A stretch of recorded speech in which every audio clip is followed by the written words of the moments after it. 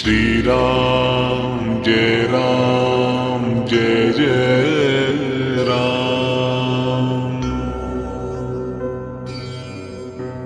श्री राम जय जय राम। श्री राम जय जय राम।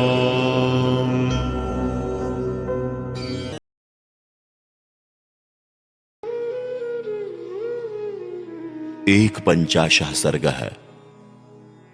शतानंद के पूछने पर विश्वामित्र का उन्हें श्री राम के द्वारा अहल्या के उद्धार का समाचार बताना तथा शतानंद द्वारा श्री राम का अभिनंदन करते हुए विश्वामित्र के पूर्व चरित्र का वर्णन।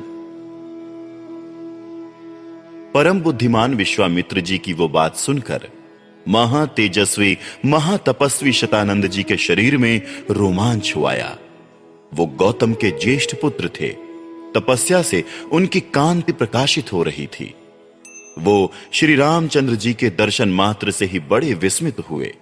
उन दोनों राजकुमारों को सुखपूर्वक बैठे देख शतानंद ने मुनिश्रेष्ठ विश्वामित्र से पूछा, मुनि प्रवर, मेरी यशस्विनी माता अहल्या बहुत दिनों से तपस्या कर रही थी।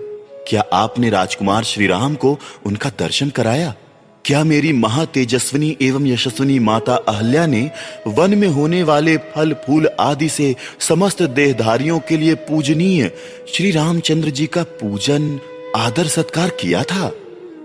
महातेजस्वी मुने, क्या आपने श्री राम से वो प्राचीन वृत्तांत कहा था जो मेरी माता के प्रति देवराज इंद्र द्वारा किए गए छल कपट एवं दुराचार द्वारा घटित हुआ था? मुनि श्रेष्ठ कौशिक, आपका कल्याण हो। क्या श्री रामचंद्र जी के दर्शन आदि के प्रभाव से मेरी माता शाप मुक्त हो पिताजी से जा मिली? कुशिक नंदन, क्या मेरे पिता ने श्री राम का पूजन किया था? क्या उन महात्मा की पूजा ग्रहण करके ये महातेजस्वी श्री राम यहां पधारे हैं?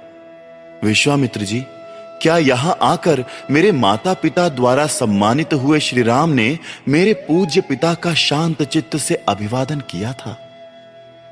शतानंद का यह प्रश्न सुनकर बोलने की कला जानने वाले महामुनि विश्वामित्र ने बातचीत करने में कुशल शतानंद को इस प्रकार उत्तर दिया, मुनिश्रेष्ठ, मैंने कुछ उठा नहीं रखा है। मेरा जो कर्तव्य था उसे मैंने पूरा किया है। महर्षि गौतम से उनकी पत्नी अहल्या उसी प्रकार जा मिली हैं जैसे भृगुवंशी जमदग्नि से रेणुका मिली हैं। बुद्धिमान विश्वामित्र की यह बात सुनकर महातेजस्वी शतानंद ने श्री रामचंद्र जी से यह बात कही, नरश्रेष्ठ, आपका स्वागत है। रघुनंदन, मेरा अहोभाग्य जो आपने किसी से पराजित न होने वाले महर्षि विश्वामित्र को आगे करके यहां तक पधारने का कष्ट उठाया। महर्षि विश्वामित्र के कर्म अचिंत्य हैं। ये तपस्या से ब्रह्मर्षि पद को प्राप्त हुए हैं।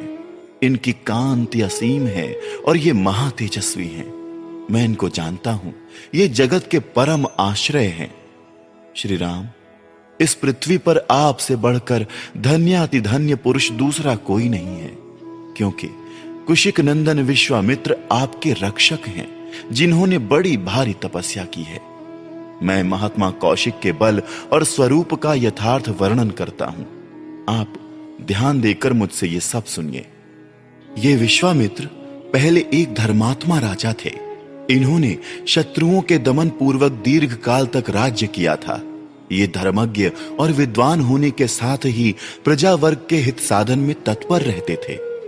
प्राचीन काल में कुश नाम से प्रसिद्ध एक राजा हो गए हैं। वो प्रजापति के पुत्र थे।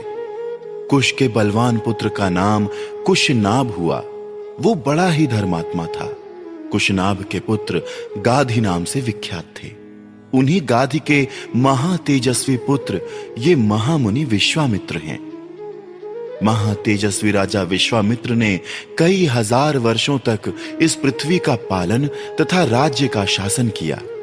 एक समय की बात है, महातेजस्वी राजा विश्वामित्र सेना एकत्र करके एक अक्षौहिणी सेना के साथ पृथ्वी पर विचरने लगे।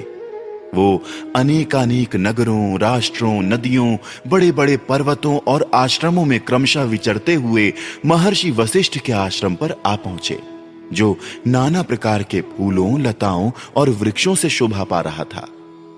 नाना प्रकार के मृग वहां सब ओर फैले हुए थे तथा सिद्ध और चारण उस आश्रम में निवास करते थे। देवता, दानव, गंधर्व और किन्नर उसकी शोभा बढ़ाते थे। शांत मृग वहां भरे रहते थे। बहुत से ब्राह्मणों, ब्रह्मर्षियों और देवर्षियों के समुदाय उसका सेवन करते थे। तपस्या से सिद्ध हुए अग्नि के समान तेजस्वी महात्मा तथा ब्रह्मा के समान महामहिम महात्मा सदा उस आश्रम में भरे रहते थे। उनमें से कोई जल पीकर रहता था तो कोई हवा पीकर। कितने ही महात्मा फल मूल खाकर अथवा सूखे पत्ते चबाकर रहते थे।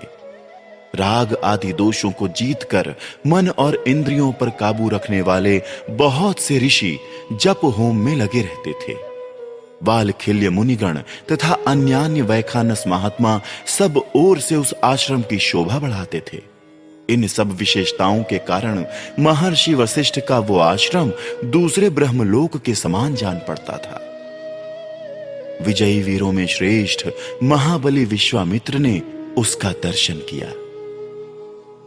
इस प्रकार श्री वाल्मीकि निर्मित आर्ष रामायण आदि काव्य के बालकांड में 51वां सर्ग पूरा हुआ।